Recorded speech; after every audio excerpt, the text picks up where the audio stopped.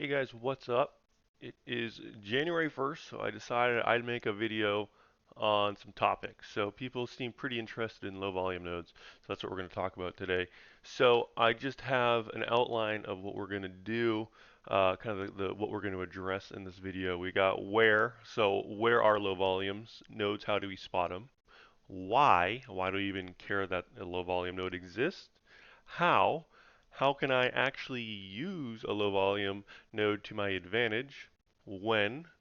When do I find these? When do I look for new ones? When do I stop using them? Do I keep using them? What's the deal? And then who? Who should use these? Maybe these aren't for you. Um, Maybe they are. And the way to answer that question is by asking yourself, do I even need to add more to my charts? Am I struggling with my execution right now, with my current strategy, with my current levels? So actually, let's answer this one first. Who should use these? If you are struggling with executing your strategy in real time, maybe try these out. It's one thing to have all these different strategies that you can see on your chart, right? You can go back and look on if I use this strategy on this day and looked for X, Y, Z to happen. I like the strategy; it works well. But then in real time, you're struggling to actually execute those. Maybe you should look at using low volume nodes and cutting out everything else. So now let's get into the some examples of what they are. So we can see here that we have two different pictures of a chart, and we're obviously going to look at charts too, but just real quickly, low volume nodes are when you use volume profiles. So you're looking at volume at price.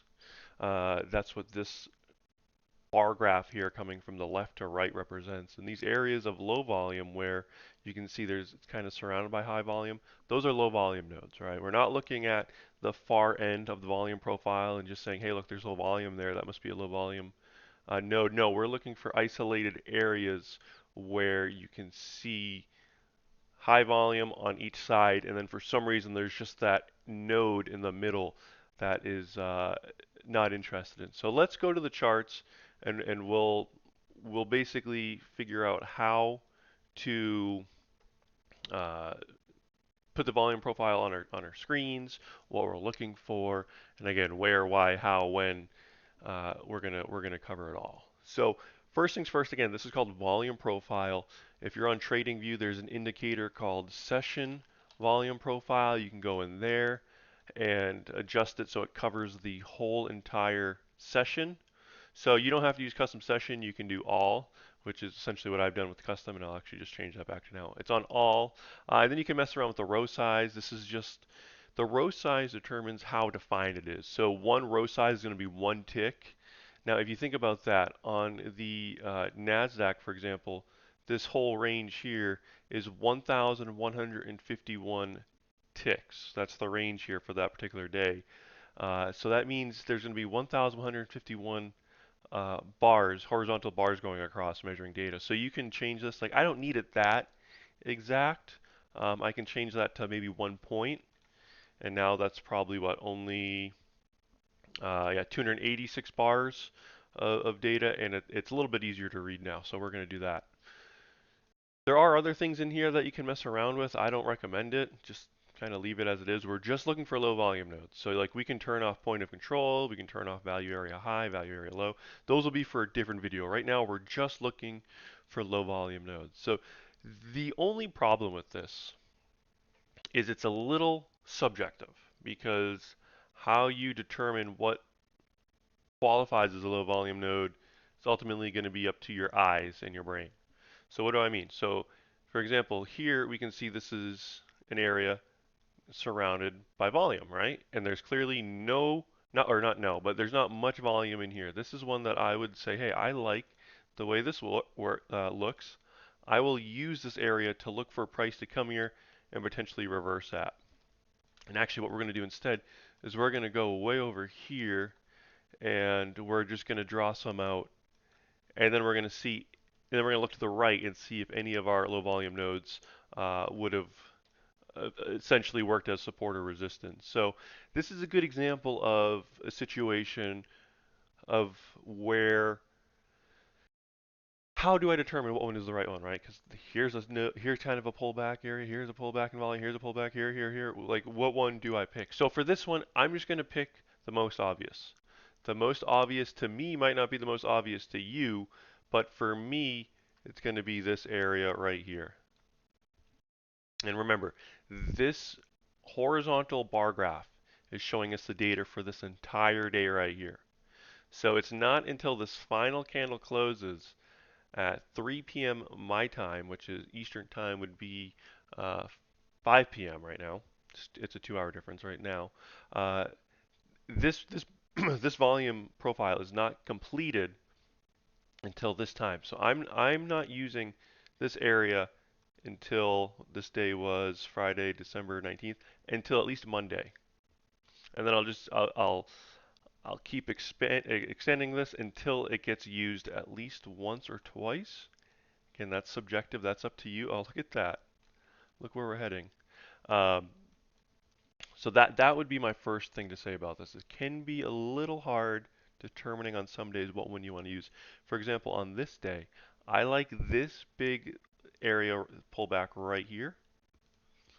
I'm just going to mark it like this and extend it across. And you can see it didn't really do anything. And that's okay. That's okay. They're not always going to do it. Here, this one is very obvious to me. So this is answering the where, right? How to spot them. We're using the volume profile from the prior sessions, and we're looking for areas of low volume that is surrounded by higher volume. It doesn't have to be surrounded by high volume. It just needs to create this node-like shape, right? We're not just saying, hey, this is low volume up here compared to, you know, down here. No, we actually want to physically, or I guess not physically, we should visually see a pullback there. So here's the one there. I would potentially even be interested in using this one because we can see it did peak up here a bit, right? Like there's definitely something there where a lot of volume compared to here and here. So that created a node because there's another high volume-ish area right there, right? It's all relative because obviously that's not high volume compared to this, but relative to what's going on down here, it is. Now we've kind of talked about how to identify them. Let's talk about why. Like, what's the point of them? Why are we interested in them? So it's all just really theory, right? We don't know. Like, there's not like an actual probably explanation that I can think of that would explain what's going on.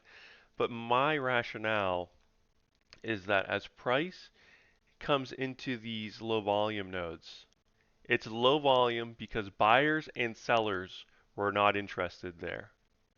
It was only one party of the two that were interested enough there to keep price moving in their direction. So what do I mean? That when price gets down here, there's just not many sellers or buyers.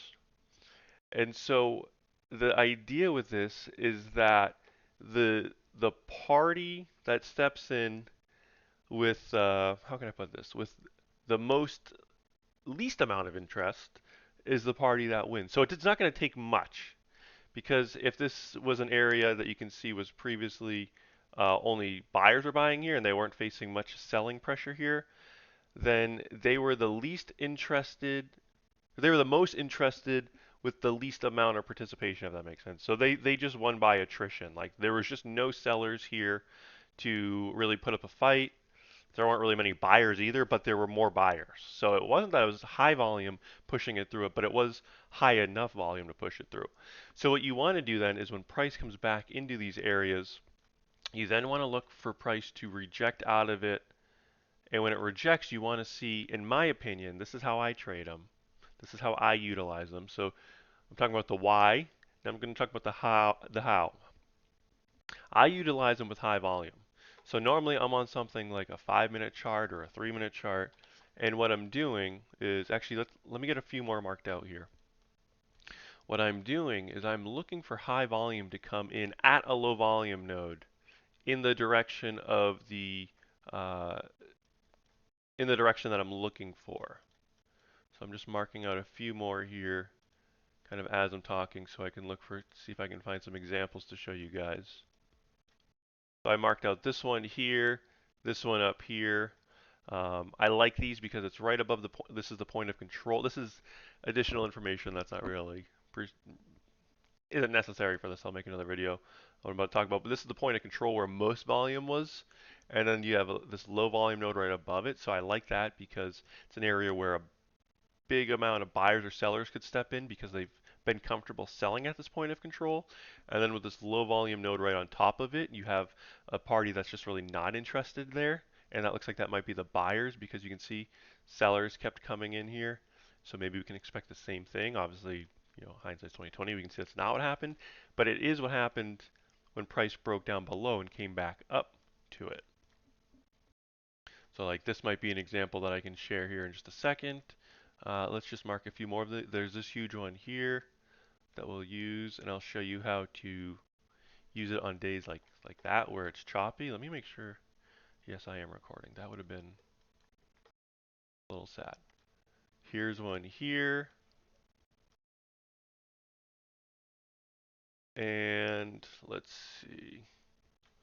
Remember, this going into it, right? The day's over. We're gonna skip to the when real quick as I make up more of these. When do I find new low volume nodes? So at the end of every session, you want to look at the volume profile. This is what you'll be dealing with, right? You don't have anything over here on your right. This was the session that you just watched. So for this, I might do something like, this is a little tricky when it's like that. Again, use your best judgment. I'll just ignore that to start. I'll use this one here. I'll use, I guess this one up here. And the reason for that is this one has less volume, more so than this one. And it's close to the point of control, which could work for as another good spot of resistance or support. So we're going to extend these across here. And let's get into it and let's actually review some of these so we can look at how to utilize them. And again, this is just how I'd use them. This isn't the one all be all. But essentially what I'm doing is I'm looking for them to work as support or resistance. You want price to come up and you look for a rejection. And it might come down here and go back up, and it can literally just bounce around these two areas because because buyers aren't interested here, so sellers bring price back down, and sellers aren't interested down here, so buyers can bring price back up. That's typically how they work, not always, but then the question is how do you know when they're going to work like that, right? Because if they're not working like that, you're just going to lose a bunch of trades because you're trying to trade the reversal off them. How can I use these? So I like to use volume. So I want to look at high volume come in these areas. So for instance, here I'm looking up here and I'm looking down here. If volume profile is volume at price, right? This is how much volume was transacted at this price of 25,790 whatever. This is how much volume was transacted at 25,731. This is where the most volume was transacted. That's at price. This is at time. So you can see at 7:30 when the New York Stock Exchange opens, that's when the most volume by time comes in. And so what we're doing is we're basically doing like like the game Battleship, where we want to have the vertical and horizontal kind of match up, where we want to have volume at price. We have these low volume nodes at price. We want to see high volume come in when they get there at a certain at time. So like this is a perfect example here. We don't get a signal here on the 5-minute. We don't really have a situation where there is a, actually you kind of do, now that I say that, you kind of do right here. This candle you can see is picking up volume. See that right there? See this, how this volume is more than that one? And it's in the direction we'd want to go because we're expecting it to work as resistance. So we're looking for a red candle with an increase in volume. That's how you would use that right there. Enter on the close of that and just put your targets and stops wherever you want. I'm not even going to give you my opinion on that. Risk management is your own doing. You need to determine where you want your stops. I can say from my experience though, I typically have mine at 40% of the total range of my signal candle. What do I mean? I mean if I'm entering on the close and I'm measuring from the close to, in this case, the high of the candle, 40% is right there. That's where my stop's going, and my targets can be wherever. Now, as we come back down here, we're looking for a green candle with an increase in volume, right? As you can see, price is decreasing. We finally have a green candle. It's less volume than the prior candle. Red candle, we're losing more volume. Then bam, we have a green candle come in with more volume. So that shows us, hey, like this isn't a lot of volume relative to the day, like to 7:30, but it is an increase in volume, which is I should say atypical from the pattern that's existing these last 4 or 5 bars. You can see volumes decreasing. If we're going into a low volume node, so this makes sense. It's a low volume. We're losing volume, and then all of a sudden, buyers are the ones that look like they're going to take it out of here. They're saying, "Hey, no one's really interested here. We happen to be a little bit more interested than you guys, even though we're still not really interested in terms of volume."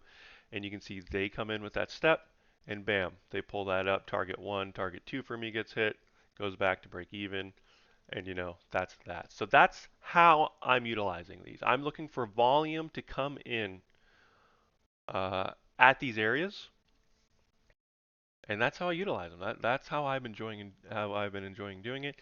If you have an instance where, let's see, where price breaks below and creates a gap, meaning price is no longer touching the low volume node that you drew out, then you can start to look for uh, a continuation trade here. So if going up and bouncing off of it is like a reversal, breaking through and then retesting it is going to be like a pullback and continuation trade. And you can definitely use it like that. You just need to create what I call gaps here, which is when price no longer touches the area that you drew. It's breaking away, and because it broke away, that's showing price, in my opinion, has accepted below that, and the confirmation is going to be price coming back to the low volume node, and then continuing down. Either with our volume confirmation for entry or not. Now this actually works. You can see if you look down here, the red candle has an increase in volume is this one right here, and price just drops. This is too late. I wouldn't take this. This is 20 minutes before the market closes, but you can see it works so well. Um, Man, that is absolutely beautiful. Let's see if we can find some more examples. Here is a 5 minute, or we're on the 5 minute time frame, like we have been. There's no signal. Ah, there is, but it's at 7:20, so 10 minutes before New York Open. Again, for my time, I would not take this, but you can see of all the, there we go. You do get an increase on this candle just barely. Get another increase just barely on that candle. So what would have happened if you took this? You would have won. If you took this one, you would have won. And then if you took this one, it looks like you would have lost.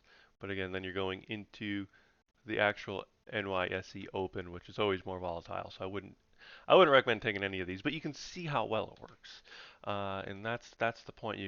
I hope you're learning how to spot them, why you want to spot them, how you can utilize them, when to utilize them, when to add new ones. So let's talk about that.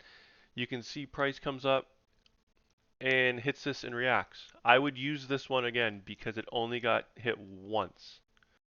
So what I'm going to do real quick is I'm just going to quickly go and mark a lot of these areas.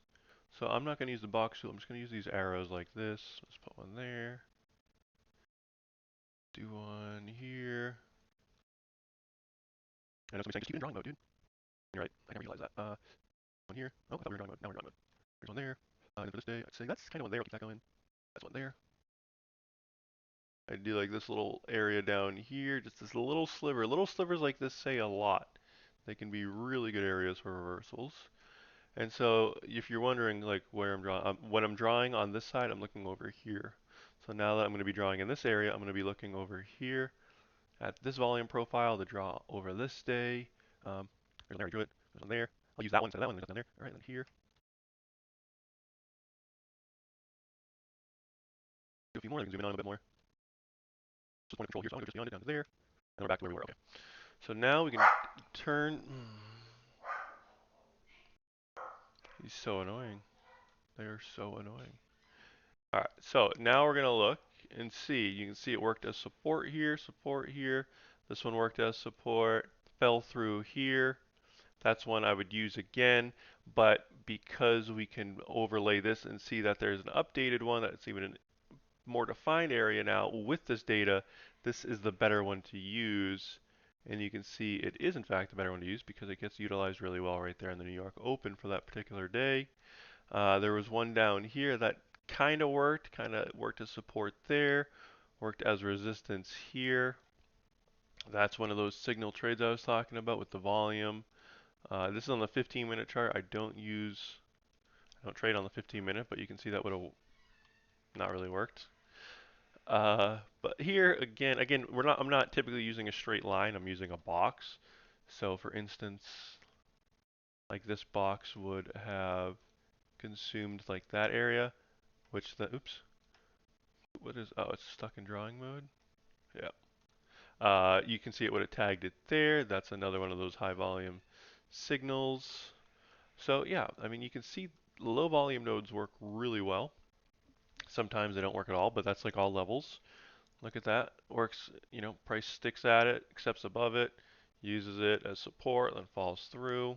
Just completely obliterates that one. That's okay. Maybe extend this one because it only got used once.